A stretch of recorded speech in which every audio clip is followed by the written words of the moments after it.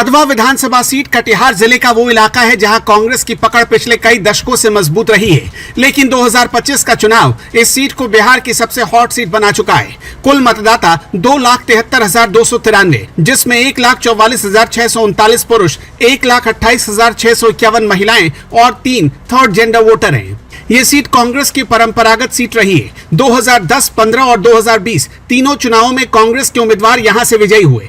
2010 में मंजू प्रधान, 2015 और 2020 में शकील अहमद खान ने कांग्रेस को जीत दिलाई और 2020 में तो जीत का अंतर 32,000 से भी ज्यादा पहुंच गया। लेकिन 2025 का चुनाव कांग्रेस के लिए उतना आसान नहीं दिख रहा। वजह है जनता का गुस्सा और विपक्ष की मजबूत तैयारी।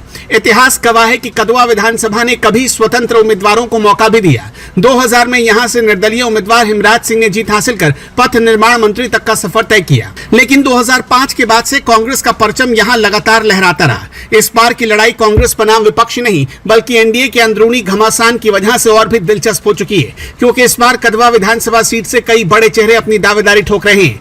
पूर्व मंत्री हिमराज सिंह, चंद्रभूषण ठाकुर, सूरज प्रकाश राय, विकास सिंह और राजीव रंजन जैसे शख्सियत मैदान में हैं। इनकी दावेदारी ने एनडीए खेमे में जबरदस्त खलबली मचा दी है।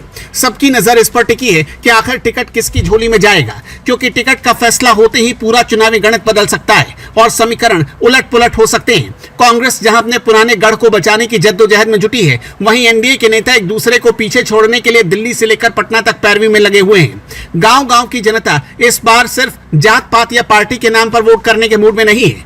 मुद्दे साफ हैं, विकास, सड़क, पुल, अस्पताल, स्कूल और रोजगार। युवाओं में इसे लेकर आक्रोश है। कदवा विधानसभा की चौहद्दी बलरामपुर, आजमनगर, कोढ़ा और प्राणपुर से मिलती है और सीमांचल की राजनीति में इसका वजन हमेशा अहम रहा है। यही वजह है कि इस बार की जंग सिर्फ स्थानीय नहीं बल्कि पूरे बिहार की सियासत पर असर डालने वाली है। अब देखना यह है कि 2025 के चुनाव में कदवा विधानसभा किसका किला साबित होती है।